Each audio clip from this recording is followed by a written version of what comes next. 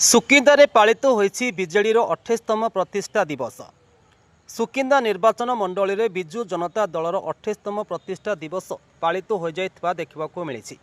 ए अवसर में सुकिंदा गड़े थिबा प्रबाद पुरुष स्वर्गत बिजु बाबूंकर प्रतिमूर्ति रे पुष्पमाल्य अर्पण करी श्रद्धांजलि ज्ञापन करिसंती सुकिंदार पूर्वतन विधायक तथा मंत्री इंजीनियर प्रीतिरंजन घड़ाई।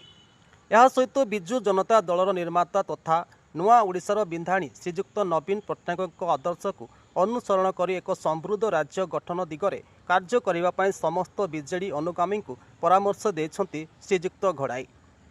एही कार्यक्रम रे सुकिंदा निर्वाचन मंडलीर सुकिंदा पंचायत सहित विभिन्न पंचायतरू बहु दलीय कर्मी माने उपस्थित थिबा देखिबाकू मिलिथिबा बेले नवीन पट्टनायक जिंदाबाद बीजेडी जिंदाबाद ध्वनि रे प्रकंपित हेउथिला कार्यस्थली।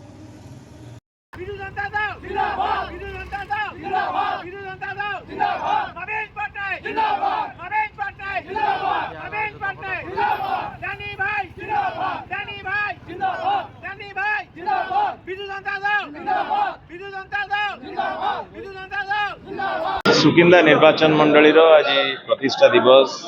आज बहु संख्यार आज समस्त बिजु जनता दलर नेतृवृंद आज आसिकी प्रतिष्ठा दिवस को आज सफल करिसेंती एवं आगामी दिन में दल को किभली भाव में तृणमूल स्तर में आहरी संगठित करेंगे एवं दलर सभापति श्री नवीन पट्टनायक महोदय कार्यक्रम तांकर जो विजन रही आज प्रत्येक जनसाधारण मान पाखे पहुँची आज आम वर्तमान विरोधी दल भूमिका जो रही आमर साधारण लोकों स्वर को बिजु जनता दल माध्यम आहरी शाणित करवा एवं जो लक्ष्य नहीं कि ओडिशा को आज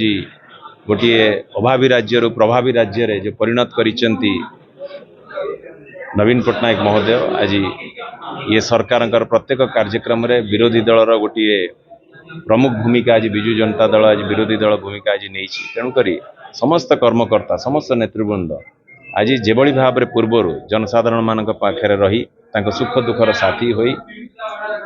रही कार्यक्रम करुले एथर भी एथर प्रतिष्ठा दिवस रे समस्त आज संकल्प नहीं से भली भाव में आहरी तृणमूल स्तर में दल को संगठित करी जनसाधारण मान पाखे सुख दुखर साथी हो रही कार्यक्रम को आगे।